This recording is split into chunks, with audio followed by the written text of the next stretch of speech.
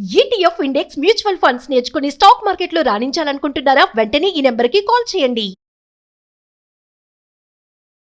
నమస్తే, సుమన్ టీవీకి స్వాగతం. ప్రస్తుతం మనతో ఉన్నారండి ప్రముఖ ఆధ్యాత్మికవేత్త, జ్యోతిష్య సామ్రాట్, వాస్తు శాస్త్ర పండితులు మాడుగుల శివప్రసాద్ గురుగారు. నమస్తే గురుగారు. ఆశీర్వచనం తల్లి. సప్త శనివారాల వ్రతం ఈ మధ్యకాలంలో బాగా వింటున్నాం, ఎక్కువ మంది చేసుకుంటున్నారు. నిజంగా ఈ సప్త శనివారాల వ్రతం చేసుకుంటే కష్టాలన్నీ తొలగిపోతాయా? శ్రీ మహాగణాధిపతయ నమః. ఐం మహాసరస్వత్యై నమః. శ్రీ లలితాంబికాదేవియే నమః. సప్త శనివారాల వ్రతం అనేటువంటిది ఎందుకు మనం చేసుకోవాలి అని అంటున్నామంటే, శనివారానికి ఆధిపత్యము శనేశ్వరుడు. పైగా శని యొక్క దశలు అనేటువంటివి ఉన్నప్పుడు మహాదశలు కానీ, శని మహాదశలు కానీ, ఏలినాటి శని, అర్ధాష్టమ శని, దేహపీడాకారకుడైనటువంటి శనేశ్వరుడు. శనేశ్వరుడి యొక్క ప్రభావం ఎలా ఉంటుంది అంటే, అద్భుతమైనటువంటిది ఆకాశాన్ని ఎత్తి తీసుకువెళ్ళి యోగమైనటువంటి ప్రతిభ ఇస్తాడు.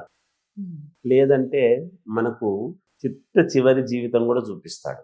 బాగా ఉన్నవాడిని తీసుకుపోయి పాతాళలోకానికి పడేయడము, అనుకూలించినటువంటి వాడిని ఉన్నతమైనటువంటి స్థితికి తీసుకెళ్ళడం జరుగుతుంది. మీకు ఒక్క ఉదాహరణ చెప్తాను, నిదర్శనం ఏమిటి.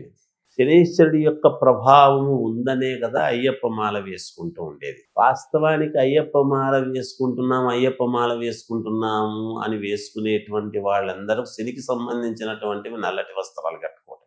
ఒక రకంగా శనిదేవుణ్ణి ఆరాధిస్తూ ఆ వస్త్రాలు వేసుకుని, ఏది షాంపు కానీ సబ్బు కానీ మరి తలకు పెట్టకుండా, పౌడరు ముఖానికి పూసుకోకుండా, ఏమీ లేకుండా, ఏది వద్దు చెప్పులు లేకుండా మేము శనేశ్వరునికి రుణపడి ఈ 41 రోజు ఉంటాము అని ఉంటూ, వాస్తవానికి శనేశ్వరుడికి సంబంధించినటువంటివన్నీ చేస్తూ అయ్యప్ప స్వామిని ఆరాధిస్తున్నాం.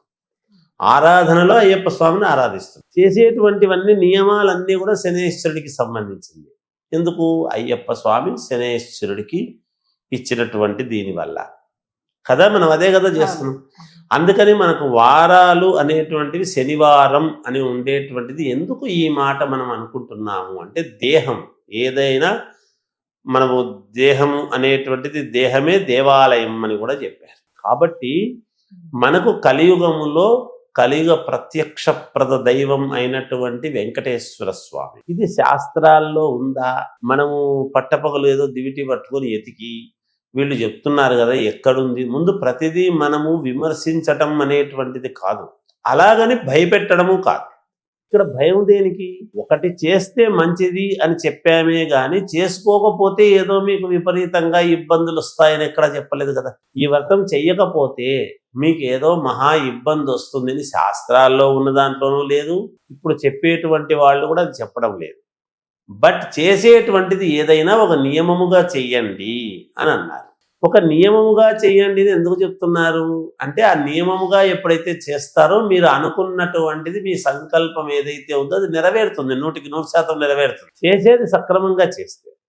నీకు ఆరోగ్యంగా డాక్టరు 40 నిమిషాలు, మనం మామూలుగా భోజనం చేస్తే బాగా నమిలి 42 సార్లు నమిలి తినాలి అని చెప్పారు. పెట్టుకుంటూనే లోపల ముద్ద మింగుతాను, నా ఇష్టం ఎక్కడుంది అంటే, మన ఆరోగ్యం మన చేతుల్లో ఉంటుంది ఎప్పుడు కూడా.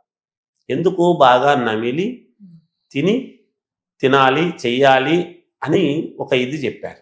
అలాగే ఇక్కడ కూడా ఒక నియమము, ఒక పద్ధతి అనేటువంటిది ఎప్పుడు కూడా ఆచార్యులు, ఆచరించేటువంటి ఆచార్యులు కావచ్చు, పండితులు కావచ్చు, ఇది చెప్పినప్పుడు ఏమవుతుందంటే, ఎదటి వాళ్లకు మంచి జరగాలి అనేటువంటి దీనితో చెప్పేటువంటి మాటే తప్ప, ఎవరికో ఏదో భయపెట్టాలి అనేటువంటిది ఎంత మాత్రము కాదు అనేది మనం అర్థం చేసుకోవాలి. ఉండవచ్చును, ప్రతిదీ శాస్త్రాల్లోనే ఉండాలి అనేటువంటి నియమం ఏమి లేదు. మంచి ఏది చెప్పినా తీసుకోవటంలో మన మానవుడి యొక్క లక్షణం. అందుకని అనుభవించి అనుభవపూర్వకముగా చేసినప్పుడు మాకు మంచి జరిగింది అనుకున్నప్పుడు 10 మందికి చెప్పడంలో తప్పు లేదు కదా. అదే కదా జరిగేది అక్కడ. చారుమతీదేవికి కదా కల్లో కనపడింది అమ్మవారు. నీకు కనపడిందని నమ్మకం ఏమి? వరలక్ష్మి వ్రతం నేను ఎందుకు చేస్తాను అంటే, చేసుకుంటే మంచిది అని చెప్పారు. ఇలాంటి ఉపమానాలు ఎన్నో ఉంటాయి. అందువలన అమ్మ, ఎవరైనా ఈ దేహము మనము కరెక్ట్గా, మనం శనివారం నాడు, సప్త శనివారాలు 7 ఎందుకు అంటే, మనకు సూర్యుడి యొక్క రథాలు 7, మనకు చర్మానికి 7 లేయర్స్, సప్త చిరంజీవులు 7 అడుగులు, వారానికి 7 రోజులు, ఇలా 7 కొండలు మనకు, ఇలా మన శరీరంలో 7 లేయర్స్ ఉన్నాయి. అందుకే 7 మంది ఒకే రకమైనటువంటి వాళ్ళు ఉంటారు ఎక్కడో ఒక చోట దగ్గర పోలికలతో అనేటువంటిది కూడా ఉన్నది. ఇది 7 జన్మల పుణ్య ఫలం అనేటువంటిది ఒకటి అర్థం చేసుకోవాలి. ఎందుకు 7 సంఖ్యకు అనంటే మన తర్వాతి తరం ప్రతి వాళ్ళము మనం మునిమనవడి వరకు చూస్తున్నాం, మన మనవడి వరకు చూస్తాం. మునిమనవాళ్లను చూసే సమయము అనేటువంటిది ఉండదు. మన తరం ముందు తరం వాళ్ళు 3, మనము మన తర్వాత తరం 2, ఇలా 3, 3, 6, తర్వాత 3, మనము 1, 4, మన ముందు తరం వాళ్ళు 3 తరాల వాళ్ళు. అందుకే మనము ఆబ్దికం అనేటువంటిది పెట్టడానికి వచ్చినా కూడా మనం ఏం వసు రుద్ర ఆదిత్య రూపం అని 3 తరాల వాళ్ళనే కదా పెట్టుకుంటున్నాం. 3 తరాల వాళ్ళు వస్తారనే కదా చెప్తున్నాం. అంటే మన తర్వాత 3 తరాల వాళ్ళు మనం. ఇది 7 ఈ సంఖ్య. అందుకే 7 జన్మల పుణ్య ఫలం రావాలి అని అన్నప్పుడు ఈ వ్రతాలు ఇలాంటివన్నీ చేయడం అంటే మనకు మాత్రమే పుణ్యం కాదు, మనము చేసేటువంటి వ్రతాల వలన మన తర్వాత తరం వాళ్లకు, మన ముందు చనిపోయినటువంటి వాళ్లకు మేలు జరగటానికి మనము చేసేటువంటి పుణ్యప్రదమైనటువంటి కార్యక్రమాలు. అందువలన ఈ సప్త శనివారాల వ్రతం అనేటువంటిది నియమముగా పద్ధతి ప్రకారముగా చేసుకుంటే వాళ్లకు మంచి, ఎవరైతే చేసుకుంటారో వాళ్లకు మంచి ఎదుగుదల అనేటువంటిది కలియుగ వెంకటేశ్వర స్వామి తప్పకుండా ఇచ్చి తీరతాడు అనేటువంటిది నేను సవినయముగా తెలియజేస్తూ ఉన్నాను తల్లి. ఈ వ్రతం ఎవరైనా చేసుకోవచ్చు, ఎవరైనా చేయవచ్చు. ఆ చేసేటప్పుడే 7 వారాలు నియమముగా పాటిస్తూ చేయటం అనేటువంటిది చెప్తారు ఎవరు చెప్పినా. వాటిల్లో కొంతమంది కొన్ని రకాలుగా చెప్పవచ్చు. ఎవరు ఏది చెప్పినా సందర్భాన్ని బట్టి చేయటమే, అలా చేసుకోవచ్చు, తప్పేం లేదు. 700 వాడు కలియుగ ప్రత్యక్ష దైవం. అందుకే ఒక పెళ్లి చేయాలన్నా అటు 7 తరాలు ఇటు 7 తరాలు అంటారు. అంతే కదా. చాలా చక్కగా చెప్పారు గురుగారు, ధన్యవాదాలు.